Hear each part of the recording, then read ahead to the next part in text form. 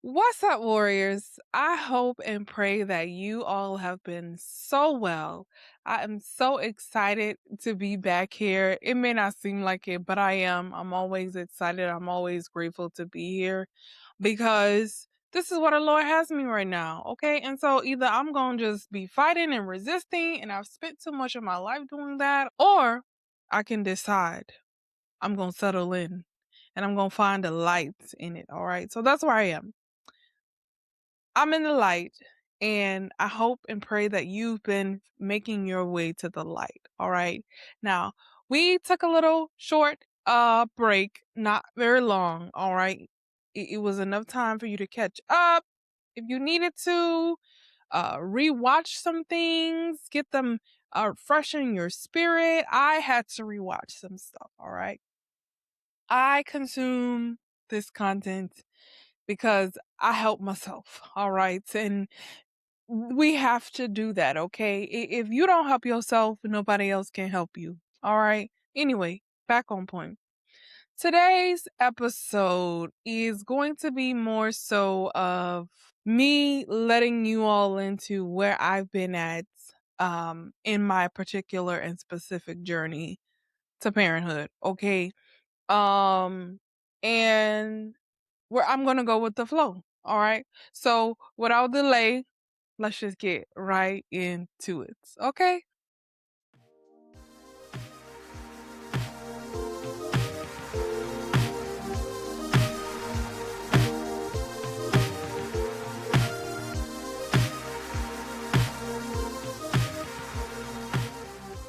Okay.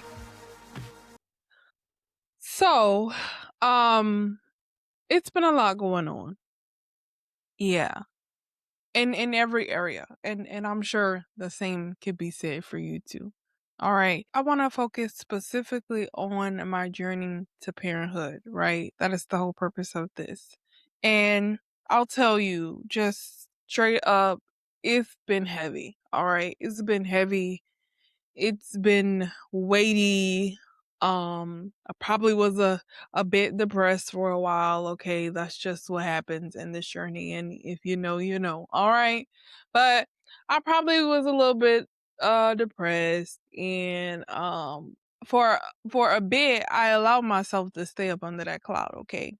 Now, you know from past episodes I told you this kind of thing happens, all right?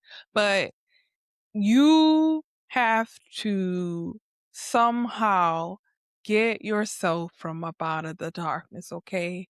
Or, okay, because I'm going to tell you, I couldn't do it myself. I couldn't get myself up out of the darkness.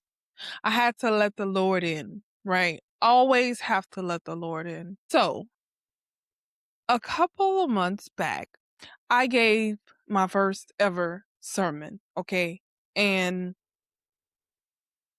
people give it many different names, but that's what it was, okay? My first ever.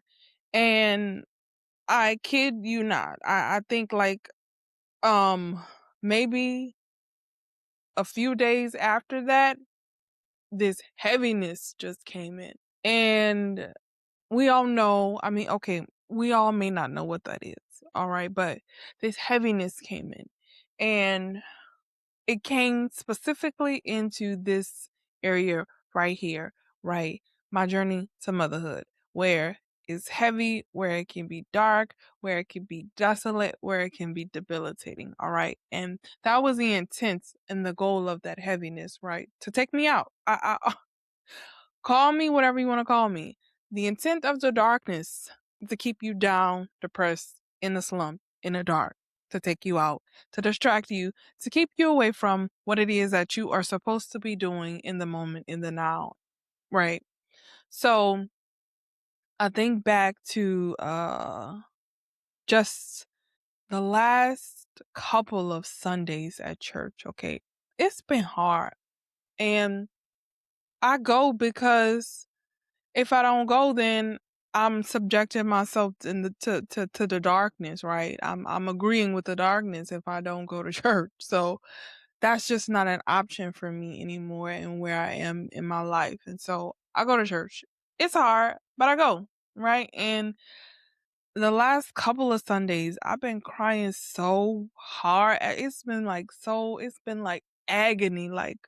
Um, I don't even have words to describe the agony and the pain. I can't even, I don't know what to say to help you understand. All I can say is that if you're a warrior yourself, then you know exactly what I'm talking about. It's that pain that feels unbearable. It's that pain that's deep down in your core, in your center, and you're just like desperate for light. You're desperate for hope. You're desperate for some kind of sign, some kind of confirmation, affirmation, something from the Lord is for me, right? That someday I will not be in this position where I am longing and um desiring to be a mom and I'm not. Someday, right? The hope is for that confirmation, that reassurance that someday I'm going to actually be on the other side of this journey, that I'm going to actually be a mom.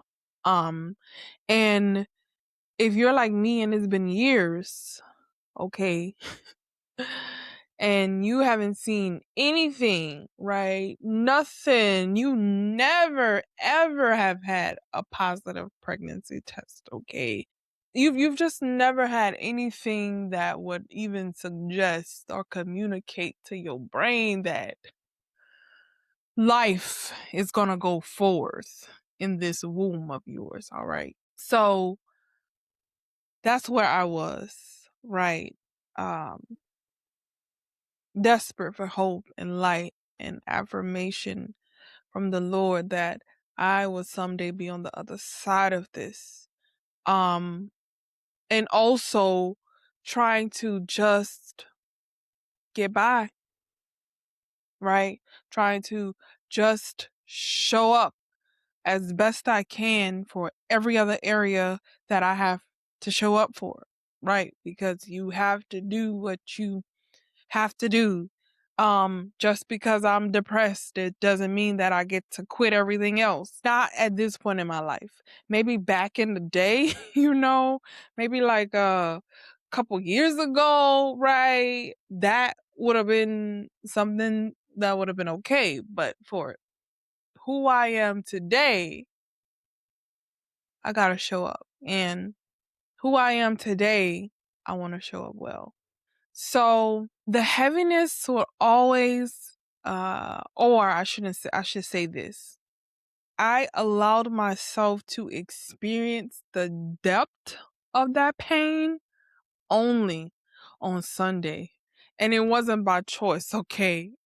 It's like one of my struggles, it's been a number of them, right? But in this journey, one of my struggles is feeling like I have to fake it with God, like feeling like I have to put myself together and be grateful for what I have. And you know I love the song, and it says what you've done for me on Calvary was more than enough, and just feeling like I have to just shut up and be grateful for Calvary, right? When I go before the Lord, and not even feeling like I have the um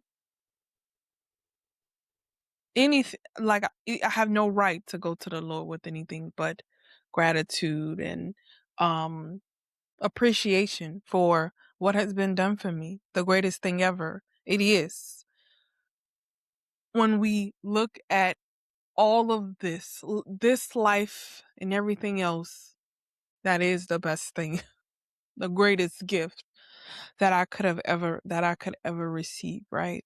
That I don't have to pay for everywhere that I've fallen short in my life. That Jesus paid the price for me, all right? There is nothing greater than that. I know this. I know this. But I don't want to say but. And if you've been on this journey to parenthood and you read and you have had to wait for what you may deem or I may deem an unreasonable amount of time, okay? An unreasonable amount of time. And you're also a believer, right? Then you know that there are times when that weight is so great that even Calvary don't feel like enough. Oh my, I can't believe I just said that, but I did. Calvary don't feel like enough, because it's like, I'm right here right now, okay? All right, I got to live out this life, and I've had these dreams and desires for what my life will look like, and right now my life, it don't look like that. Like it just don't look like that. And I am such a control freak also. Like that is another part of the struggle because there is absolutely nothing that I can do about it.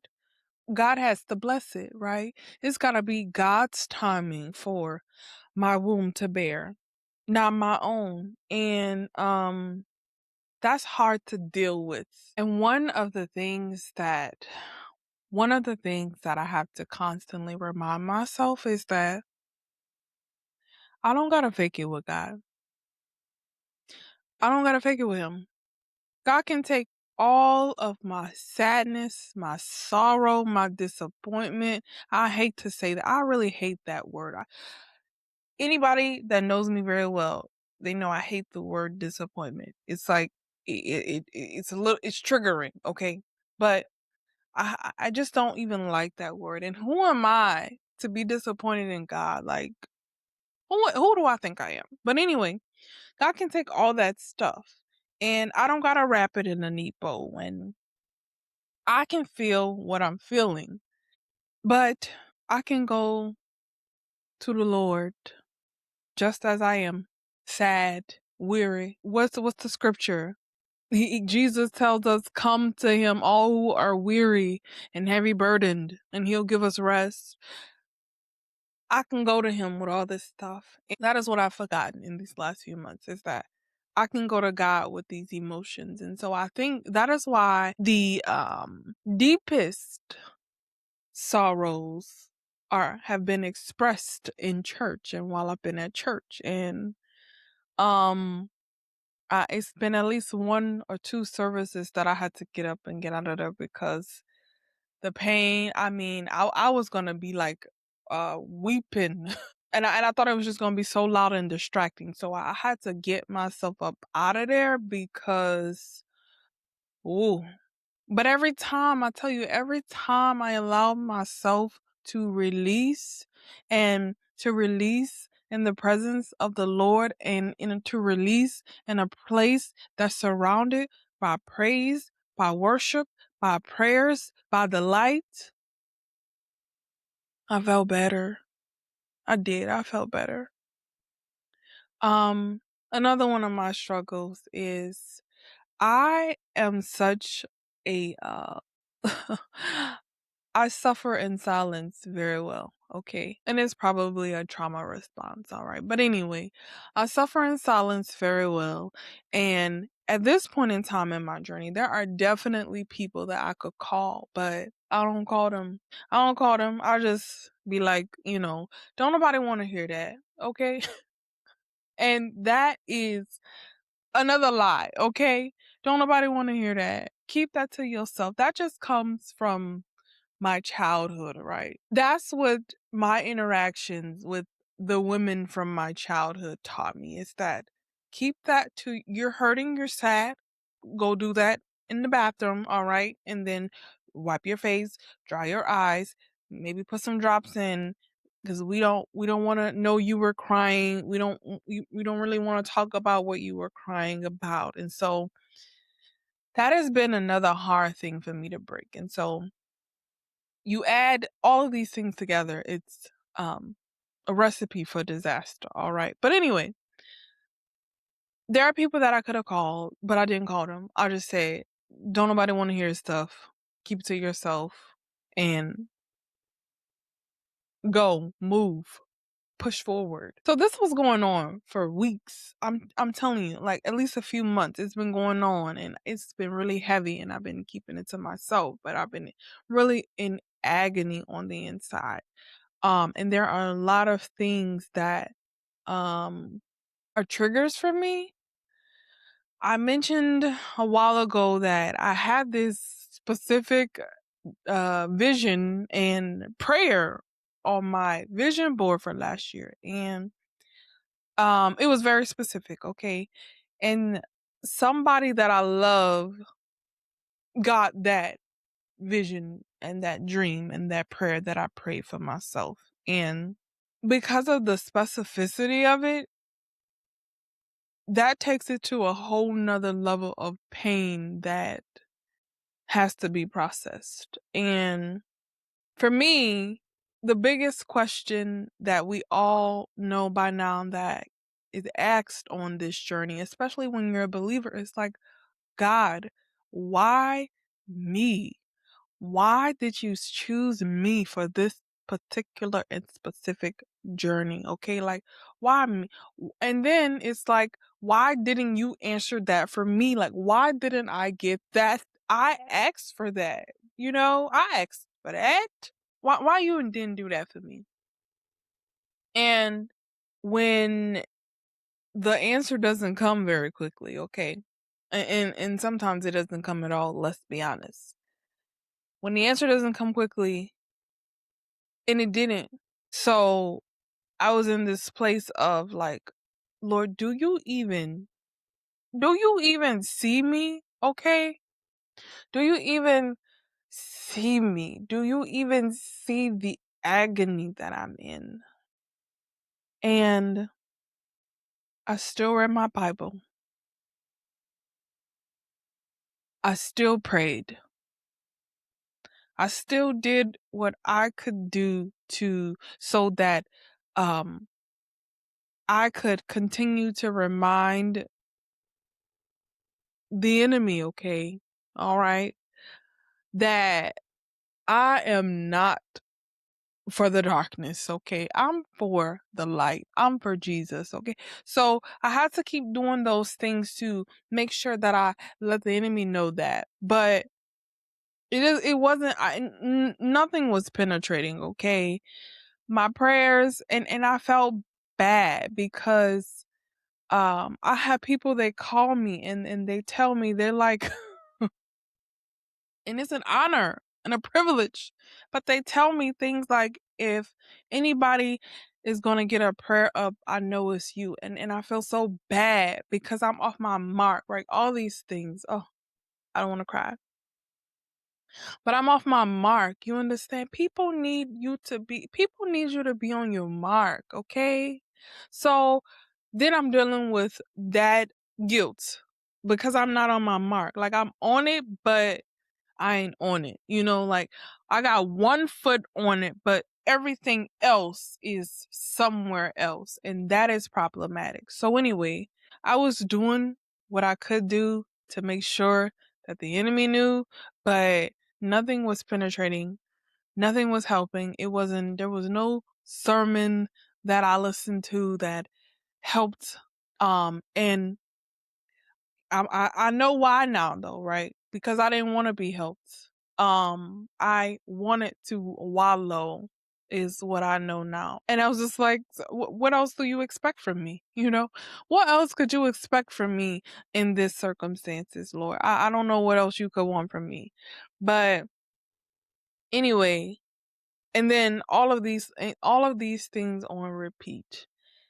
And this was going on, and I wasn't talking to anybody about it. And I wasn't even talking to my husband about it, okay? Because, again, that lie. Don't nobody... Girl, leave that man alone, okay? That man got other stuff that he's worried about and thinking about. And he don't need you going to him talking about... talking to him about something that he already know. All right, keep that to yourself. That is a lie, okay? That is a lie. Don't keep things to yourself. Don't keep this to yourself. You need an outlet, and it needs to be somebody that you love. It would be great if it could be your husband, right? And it would be even more excellent for you if it could be a number of different people, right? At least 2 to 3 different people that you can go to when you need to talk specifically about this particular darkness in this journey, and not keep it to yourself. I was journaling as well, and none of that stuff was helping, all right? And so again, I don't even know how to describe the weight of it all, but here's what I'll tell you. This was going on, and I was on this cycle of why wanting to be in the darkness, okay? But still trying to keep my foot on that mark because people needed me to be on that mark, okay? They needed me to be on that mark. And there was even a time where I just felt like, yes, the Lord does answer my prayers. The Lord answering at least 99% of my prayers, okay? But just this one prayer, for me to bear children, right? That prayer is not getting answered. That prayer is being ignored. Okay, that's what's going on with that prayer. And if you've ever been there, that is a hard place, okay? Especially as a believer. You believe in God and you know what God can do, and you believe his word, and you have seen what he's done for other people, okay? But unfortunately, we could still find ourselves in this place where we're like, God is going to do all of that and can do all of that, but he will not do this for me. He just won't do it. And that can also keep us or draw us to a dark place, right? Um so anyway, like I said, I told you I wasn't talking to anybody about it, and I was just keeping it to myself. And I'm still trying to do the best that I can to take care of myself, right? So I go to get my massage because that's one of my self-care things that I do. Go to my massage, and this was recent now, maybe in the last 2 weeks. So I'm just now getting to where I am today. But I go, and we're in the session, right? And I've talked about this person before. I consider her to be a friend, okay? A sister in Christ to me, and I appreciate her so very much. But we're in the session, and I'm in and out of sleep. And then, she asks me a question, and I'm not going into all of the details, right? But she asked me a series of questions, okay? And that resulted in her praying for me, all right? That resulted in her being led by the Holy Spirit to pray for me specifically in regard to my womb and my desire to be a mom, and um every other terminology for that, okay? Specifically for that now. She doesn't know what I've been going through because I told you I wasn't talking to anybody, all right? But she was in the right position, okay? She was in the right position to hear from the Lord. And then she moved. It was awkward. I mean, it really wasn't awkward because I've been there with her. We've prayed together before multiple times. So it wasn't weird and awkward for me, but for somebody else, it probably would have been weird and awkward, right? For her, maybe it was a little bit weird and awkward, but it wasn't for me. So anyway, she pushed through all of those things and said yes, right? She was obedient in the moment, all right? And what did that do for me? Mm, mm, mm, mm, mm. someone who I had been in this again, I was on the cycle. The Lord doesn't see me, not on this issue. The Lord doesn't hear me, not on this issue. He hear me on other stuff, but he don't hear me on this issue. He don't hear me on my desire to be a mom. He's not paying any attention to the agony that I'm going through in this journey. But her being on her mark and her being obedient, it created a shift for me in the darkness that I was in. And she put words on it, right? I knew about this and all those things. Like, I knew about what she said that it was and what she sensed that it was, and it was spiritual warfare, okay? And it's like she sensed it on me, right? And so anyway, point was, she was on her mark.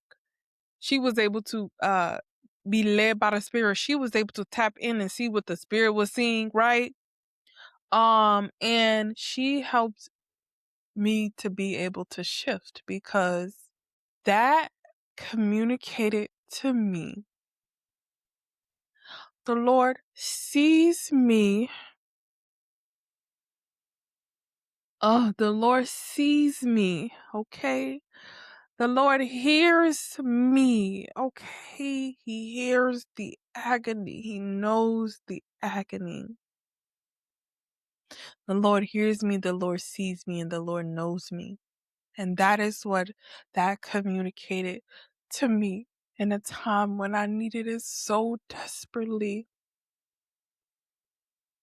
And that is what the title of this episode is. God hears, He sees, and He knows what you're going through, warrior. He knows what you're going through. I hope that you have somebody like that you haven't even said anything to, but they on their mark, okay? Where you're off your mark, they're on their mark in that moment, in that time. When you need them to be on their mark, they're on their mark so they could hear and see in the Spirit to be able to help you shift from the darkness that comes only to kill, steal, and destroy, okay?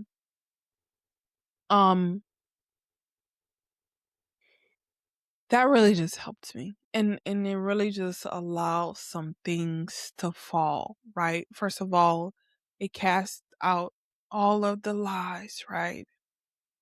All of the lies that come. It'll never be. The Lord don't see me. The Lord don't hear me. The Lord don't care about me in this specific area of my life, because if He did, He would have done something by now. And all those other things that come up that we tell ourselves. I was able to be set free. And there's still more work for me to do, right? I've got to continue to allow the light to come in, right? Truthfully, if I would have told her no to one of the questions, and one of her questions was, could she pray for me? If I would have told her no, she could not pray for me, then I would have never gotten the help that I needed. Then I would have never gotten my word from the Lord, right? That He hears me, He sees me, He knows me. So we gotta always be willing also. You gotta be on your mark for those who need you to be on your mark. And then when you're not on your mark 100%, right, you have to be around some kind of way people who are on their mark, so that there could always be a line of communication between us and the Lord. All right. Now, I don't really know who needed this, but somebody needed it. And again, I told you this happened in the last 2 weeks or something like that. So I remember this past Sunday I was in church, and the topic that our pastor is talking about right now is the power of prayer, right? And part of prayer is letting God know who he is, right? He's the King of Kings and the Lord of Lords, right? He's the one who parted the Red Sea, right? He's the one who created the earth, right? He's the one who rose Jesus from the dead, right? He's the one who is the Alpha and the Omega. He is the one that is omnipresent. He is the one that is omnipotent, all powerful, all knowing. He is the one who has sovereignty over everything, all things. And um and so much more that I didn't even say out of my mouth, and things that I don't even know yet, right? But sometimes in prayer, I found that my prayer is the most powerful and impactful when I tell God who he is. And sometimes I don't sometimes, okay, I told you I continued to pray when I was in this heaviness, in this darkness. But sometimes that don't always work. But if you're willing, okay, if you're open, then it'll work. But anyway, let me get back on track. Pastor is speaking about prayer, and what came to my mind is we've got to tell God who he is. And one of my pastor's infamous sayings is either you're gonna trust him or you're not. And that came to my head, right? Either you trust him or you don't. You know what I mean? Either you trust him or you don't. And because, okay, I was able to get that communication um in my massage, right? That he hears me, he sees me, he knows me. That was affirmation that God is for me. That was affirmation that God is faithful.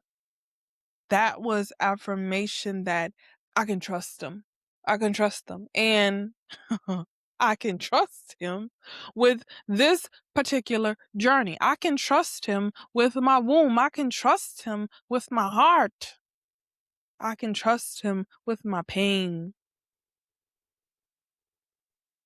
Because God is undefeated.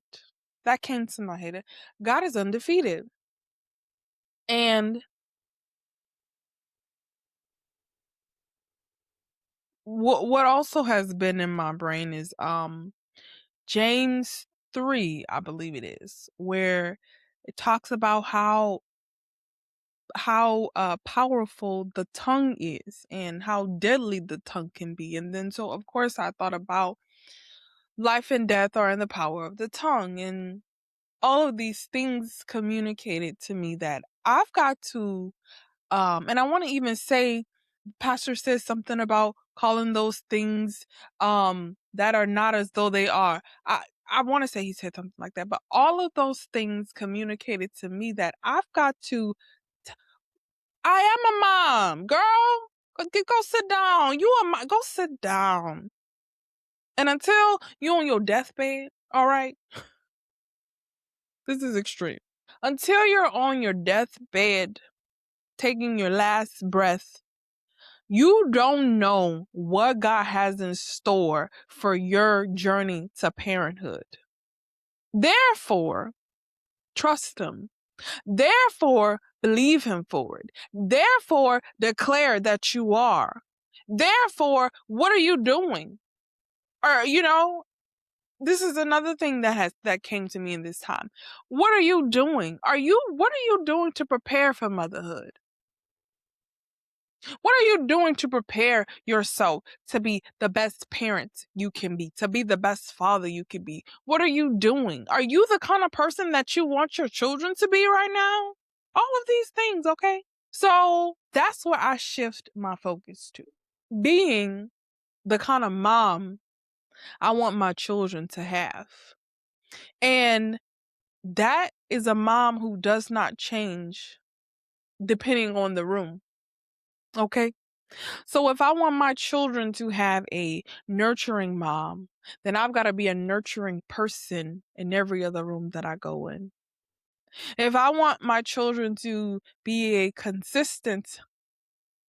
if I want my children to have a consistent mom, then I've got to be consistent in every other room that I go into. If I want my children to have a gentle mom, then I've got to learn to be gentle in every other room that I go into, in every other hat that I put on. I've got to be this person. And I cannot say that I'm that person yet. So, you know what? I'm going to focus on that. That's my decision.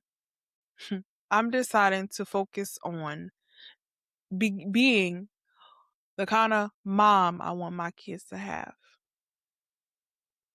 And when you've been in this journey long enough, you get to a point where you start just telling yourself things like, well, and it's not to say they're not true. I'm not saying that. But you tell yourself things because you've got to figure out how to cope and live with the pain and the agony of this journey. And for me, one of those things has been lately, I am grateful that I get time to evolve, that I get time to progress into the mom I want my children to have. No, the wait has not been easy. It hasn't been light and bubbly, but also I am in a place where I am more likely to be able to be the kind of mom that I want to be and not the mom that I was forced to be or had to be. You know what I mean?